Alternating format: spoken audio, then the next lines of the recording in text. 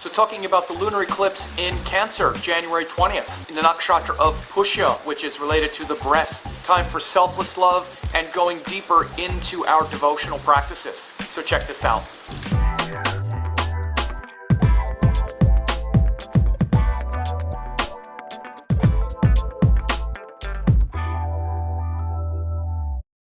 Hey, it's Sam, and I'm making this quick video about the upcoming lunar eclipse on January 20th. It's going to be in Cancer, and it's going to be in Pushya Nakshatra. Before I get started, I just wanted to say that this is a general forecast for the lunar eclipse in Cancer, but if you want to see how it's going to affect you, you can join my member site, the Astrology Training Lab. You get 8 hours of classes, only 50 cents, and you'll also see how this lunar eclipse in Cancer will influence your sign, and you also get daily forecasts for 2 weeks. Then if you want to stay a member, you can do that, but you can check that out as well. As you can see, I have a nice little gentle rain happening behind me, so nice backdrop.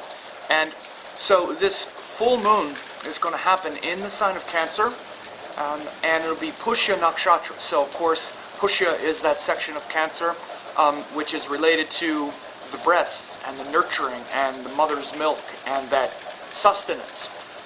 And of course the full moon, this is also going to be an eclipse.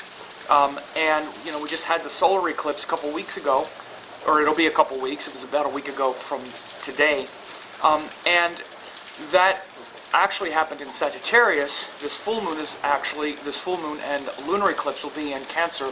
But you know, a few things to really understand. It's going to be joined. It's going to be Sun and Ketu, South Node, very closely connected, and then the Moon joined Rahu in Cancer. Now, this is the last lunar eclipse and the last eclipse of this Rahu in Cancer cycle. So it's really sort of finishing the cycle of Cancer, the cycle of Rahu going through Cancer that started around the end of 2017. And at that time, it was noted, and I had said that it would be a time when we return to a sort of divine feminine, sort of balancing of the previous cycle where Rahu had gone through Leo, and we had seen a real reemergence of like patriarchy and, elections of hardline leaders like Trump and the elevation of others like Erdogan and Putin, and this kind of nationalism kind of thing that had been on the rise. It still continues, of course. We're seeing that trend continue for a lot of reasons. Without commenting on it, we still see that trend. But there has also been much more of a reestablishment of the feminine, the female leaders. I've also, noted many times since that happened, we had the beginning of the Me Too movement in the U.S. There's been a lot of women's rights activation around the world. In India, for sure, there's been a lot of, progress made. And, here in the U.S., we just had a recent election that was a huge, sort of resurgence of female energy into our House of Representatives. Many of these are ethnic women, LGBTQ people, and whatnot. So this has been a big part of the last year and a half of Rahu going through Cancer. Of course, this is sidereal Cancer. This is the sidereal zodiac, which is what we use in Vedic astrology. It's in all the texts. Don't have to make a big deal about it, but I am going to make sure people know that is how it's laid out. And so, again, we can mark this very clearly from September 2017 until March 23rd, 2019, about that year and a half. And so this lunar eclipse in Cancer, is going to be like the last sort of major lunation eclipse event of that transit. And so it's really a time for us to, I think, reflect and notice and be inspired by the shifts and the trends that have happened since that period in time. Since September 2017, there has definitely been a sort of corrective process, especially around at least shining the light on a lot of the toxic masculinity that had been built into society and culture in the world. I mean, the whole Me Too movement definitely has brought that out. And yes, there have been excesses and abuses and times when people have gone too far and, accusations that maybe haven't been fair and whatnot, things like that. But again, that's quibbling, frankly, in my opinion. I think for the most part, we've seen a shocking sort of scab and wound pulled off in the, at least it's shocking to, us en masse who have seen people like, Matt Lauer and Charlie Rose and, Louis C.K. And I mean, like, good Lord, like almost every icon of broadcasting and media exposed as abusing women or being very inappropriate. And of course, that's not the only thing that happened, but that's certainly that's certainly something that gives us, it gives us something to look at and to notice what the last sort of year and a half has been, a sort of touchstone, I should say. Recently, we've seen quite a few presidential candidates announce for the 2020 presidential election in the U.S. One of them is Elizabeth Warren, a powerful female. We just had another powerful female, Tulsi Gabbard, young, powerful ethnic woman, the first Hindu in Congress. And so this whole reassertion of the powerful woman is needed. And at least this is my view. If not, maybe you think it's not needed, and you're like, oh, it's all just, whatever. If that's what you think, it's sort of irregardless. It's still been the fact of this cycle since the end of 2017, September 2017. We've definitely seen this trend, and this eclipse is really a time, I think, to look at and even sink more deeply into that transformative lesson in your own life. Again, I talk about the external, the politics and stuff. I know some people get triggered if they don't agree with my opinions or beliefs or whatever. But I do it, I try to stay as factual as I can with as little commentary as possible, but it's obvious that I think we should have progress and care for each other and love each other and be inclusive and all that. That's how I feel. If you call it liberal or whatever, okay. I'm a lot more libertarian and non-liberal in other ways, but certainly I think I'm like most people. If you poll the country, most people trend toward personal liberty and liberal values and social structures and wanting the government out of their hair in every other way. I think that's the way most people are, actually. And I'm saying this because, not just to get into politics, but because I think what we're going to be seeing now is a sort of correction, and a corrective process has happened and is still happening, of course, and it's around these kinds of things. I think as we move forward and the truth is revealed around what we've done, like what we did in the last election, or what are the consequences of what's been happening in the world. We even see it in Brexit in England, where they also voted to, leave the EU and leave the alliances.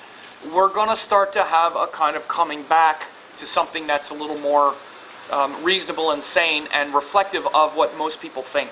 You want to subscribe, but even if you are subscribed, you want to click this little bell that says get notified about every new video. You want to click that, and then you will be notified, and it has the little ringer on after you do that. So make sure to... So again, whether you agree with all that or not, the point is we have seen this shift, and I think it's going to be very empowering for you to sink into your kind of divine feminine qualities and notice how perhaps some things have shifted in your life, where you've been, perhaps blown open in ways emotionally and psychologically for the last year and a half, and ways that you've become more sensitive to others and shifted, and really see this eclipse as a time to take that even to its sort of culmination point. So it's great in the spiritual sense for devotion, selfless love, really connecting to the heart in a way that's not just being, triggered emotionally. Often we experience those qualities of Cancer as a sort of longing and an emotional longing, and we experience our heart through the agency of the emotions. And again, the emotions are the surface of the mind. They're the surface, just like the surface of the ocean, just like the surface of the lake. It's up and down, and there's turmoil, there's positive and negative emotions. Is it good? Is it bad? I don't know, I want this, I don't want that. And we play this kind of thing, but the pure love in your heart is the source of all of that. The source of the emotional waves, the source of the waves is all of that water, right? The rumbling currents and all of that stuff. That's the source. So the source of all that emotion is the pure love in your heart. So it's a time to really reconnect with all of that. And so this could be a very devotional time in your life where you're reconnected to things that are beyond just all of your emotional desires. Because this is the quality of Cancer. Cancer is a sattvic sign. Sattvic signs are driven by a purity of heart, a purity of feeling, not the feeling that's connected to desires and wanting what we want and wanting to get it, and when we don't get it, we get all excited. Again, nothing wrong with desires. There are planets that show how to navigate our desires, and we're here to fulfill our desires and to understand that lesson that comes with desires, particularly Mercury and Venus. How we can enjoy life but not have attachment. How we can express ourselves but also listen to how others express. And how we can, pursue our life of enjoyment and beauty without getting trapped in it. Because again, the problem is we get trapped and stuck in it. And then we create a lot of pain and struggle. Now that's what the Rajasic Guna and the planets and signs, what those planets and signs teach us. But the Sattvic signs, like Cancer, Leo, and the two signs ruled by Jupiter, they're about higher principles. It doesn't mean better.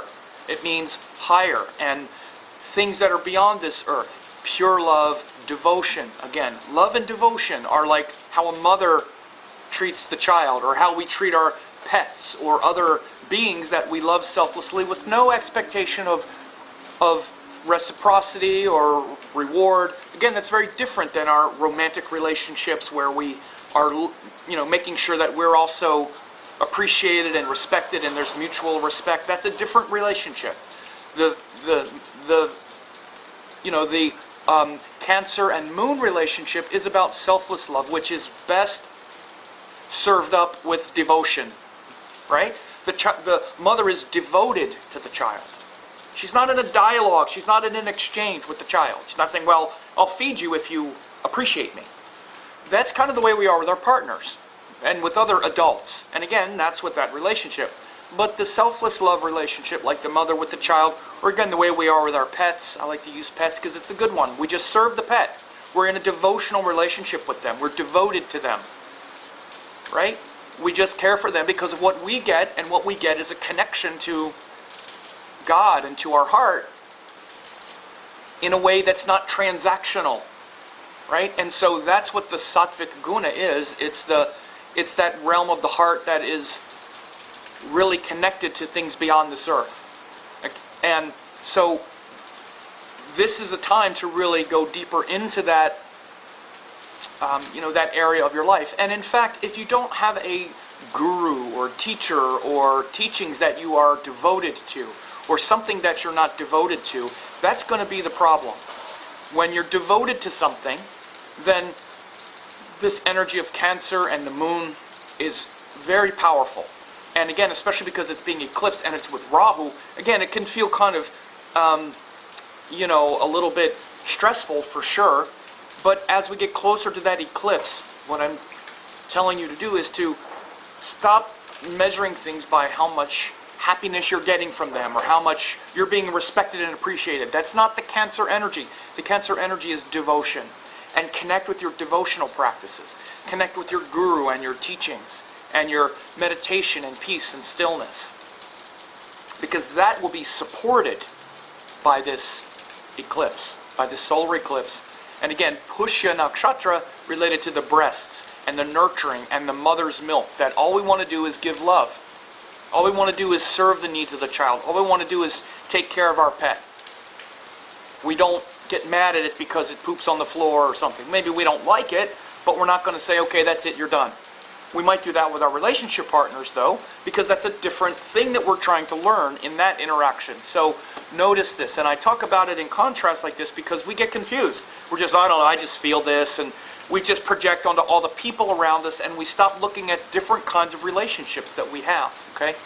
So besides that part, we also have Jupiter will be aspecting this eclipse. It's a little bit wide because Jupiter's around 20 degrees and the eclipse is around 6. But it's still, Jupiter's in Scorpio, and it's going to be aspecting that Moon as it goes through Cancer. Jupiter is still aspecting Cancer, so Jupiter is the great teacher, the great guru. And so, again, there's a high possibility that your teachings and your gurus and all of that stuff can bring a lot of benefit at this time, where you can really feel those teachings in your heart as this eclipse approaches. And that's what it means. This is the influence of the planets. It means Jupiter is casting his gaze in that direction, and therefore when this event starts to happen and the moon starts to move into vibrational symmetry with that you're going to feel the influence of your teachers and gurus flood into your mind, particularly the day after. So the day after the eclipse, like the 21st and like the 22nd, you'll feel it perhaps even a little bit more, because then the moon will pass the exact degree of that Jupiter aspect. This Jupiter is also very close to Venus. They're both in Scorpio, so right now we're working through a lot of our perhaps emotional triggering and maybe even like a little paranoia and stuff like that around relationships, because Venus went into Scorpio at the beginning of the year, which again, when Venus is in Scorpio, we can feel sort of the jealousy and the intensity and this kind of passionate desire for attention and respect and all this stuff. And Scorpio again is where we're a little bit restless. So when this eclipse happens, Jupiter and Venus are going to be exact. Okay, so again, that could be kind of tricky. This is why I'm also saying be careful about all your triggering and drama, especially around relationships and partners, because that could be pretty high around this time with Jupiter and Venus exact in Scorpio at that time. So this is an overview of the eclipse, and if you want to see how this will affect your sign, then you can join my astrology training lab, only 50 cents, and I will do an update not only for your sign but for all 12 signs of how this is going to affect your sign, because it's different if you're a Scorpio than if you're a Taurus, than if you're a Leo or a Pisces. That eclipse is going to fall in a different house and influence you in a different way.